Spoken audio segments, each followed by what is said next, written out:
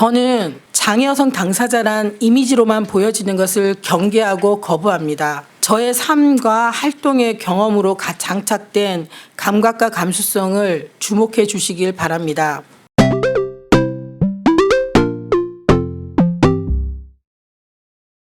옆에서 저는 배복주라고 합니다. 옆에서 수화통역 하시는 분 이현정 선생님이십니다. 저는 정의당 소수자 특별인권위원회 위원장 배복주입니다. 오늘 출마 선언문을 읽으면서 출마를 하고자 합니다. 저는 보시다시피 3살 되던 해에 소아마비 후유증으로 장애를 갖게 되었습니다. 장애가 없이 걸어다니는 모습을 기억하는 사람은 저희 어머니입니다. 당시에 장애를 갖게 된 이유를 몰랐던 어머니는 저를 안고 많이 울었다고 합니다. 하지만 저는 전혀 기억하지 못합니다. 그래서 그 당시의 슬픔과 고통은 온전히 어머니의 몫이었습니다. 누구도 어머니에게 장애를 갖게 된 딸의 앞날에 대해 말해주지 않아서 어머니는 걱정과 두려움으로 견딜 수 없었다고 했습니다. 오늘날 장애 자녀를 둔 부모들은 과연 얼마나 다르게 살아가고 있을까요? 여전히 장애 자녀를 둔 부모는 국회로 달려 외칩니다. 가족이 아닌 국가가 책임지는 시스템을 마련해 달라고. 저희 어머니를 비롯해 장애 자녀를 둔 부모들이 자책하지 않고 죽음을 선택하지 않으며 내가 아니어도 내 자녀가 안전하게 행복하게 살아갈 수 있겠구나라는 희망을 가질 수 있었으면 좋겠습니다. 이것이 진보 정치의 역할이라고 믿습니다. 저는 학창 시절에 학급 반장이 되고 싶었습니다. 당시에는 공부를 잘하는 학생 중에 남학생은 반장, 여학생은 부반장이 되곤 했습니다. 그래서 반장이 되기 위해서 열심히 공부한 적이 있습니다. 그런데 선생님이 저에게 이렇게 말을 했습니다. 너는 장애가 있어서 학급의 리더가 되기 어렵다.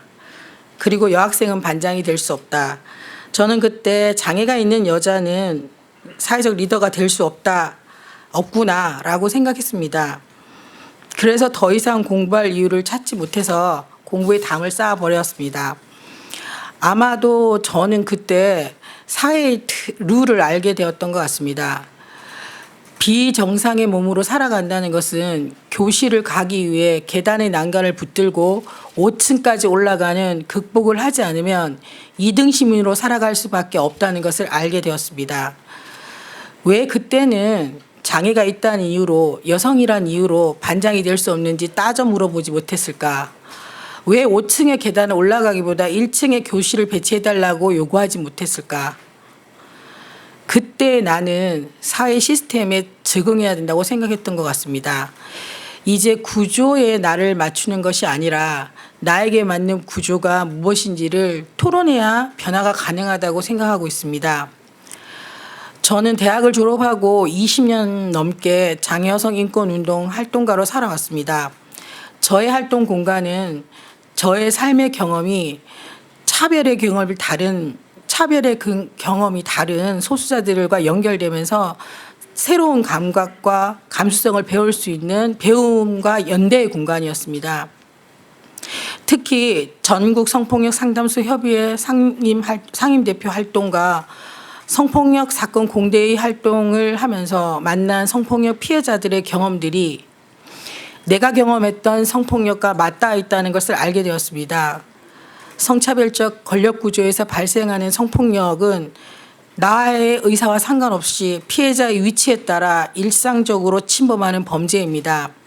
저 또한 학교에서 마음대로 나의 신체를 만지는 선생님에게 어떤 방어도 할 수 없었고 버스 안에서 길거리에서 도망칠 수 없는 나의 신체는 무방비로 노출될 수밖에 없었습니다. 제가 지원했던 성폭력 피해자들은 가해자의 힘과 권력 앞에 저항할 수 없었고 저항하지 못한 자신을 자책했으며 주변으로부터 비난과 가해자의 보복이 두려웠다고 했습니다.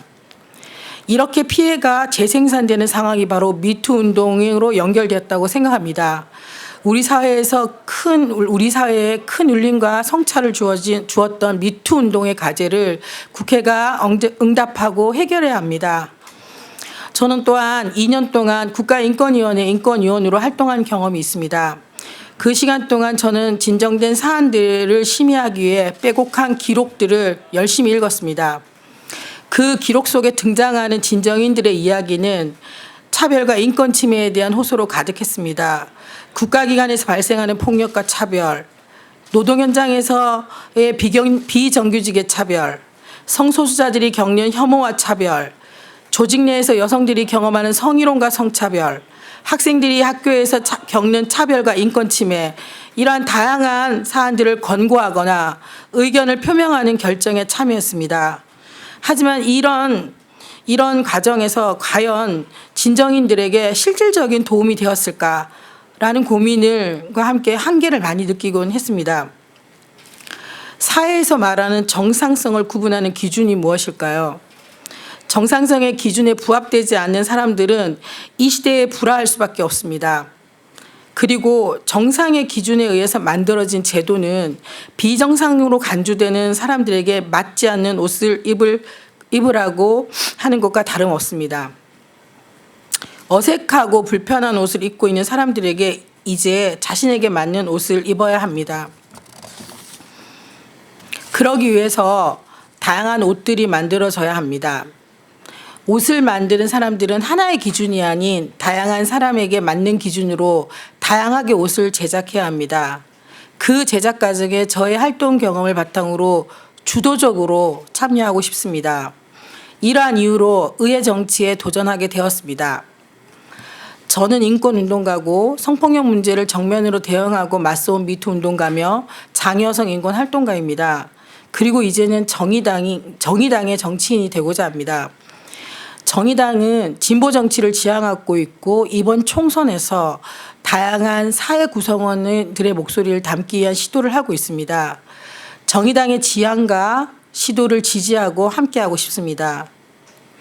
다양성의 정치가 정의당과 함께 실현될 수 있기를 기대합니다. 그래서 저는 정의당을 선택했습니다. 저는 장애여성 당사자란 이미지로만 보여지는 것을 경계하고 거부합니다. 저의 삶과 활동의 경험으로 장착된 감각과 감수성을 주목해 주시길 바랍니다. 저는 이렇게 생각합니다. 장애는 동정과 시의 대상이 아닙니다. 장애인이 실패하고 시행착오를 겪을 수 있는 기회가 보장돼야 됩니다. 이를 통해서 자신의 삶을 선택하고 결정하는 힘이 되어야 됩니다. 불평등은 개인의 능력으로 해소되지 않습니다. 평등한 사회 구조를 통해 해결해야 되는 과제입니다. 인권은 타협과 협상의 언어가 아닙니다. 국가가 모든 사람에게 보장해야 할 절대적 가치입니다. 이제 우리의 정치는 이 사회를 살아가고 있는 사람들이 일상에서 겪는 문제를 진지하게 경청해야 합니다. 왜냐하면 한 사람에게 일상의 문제가 가장 절실한 문제일 수 있기 때문입니다.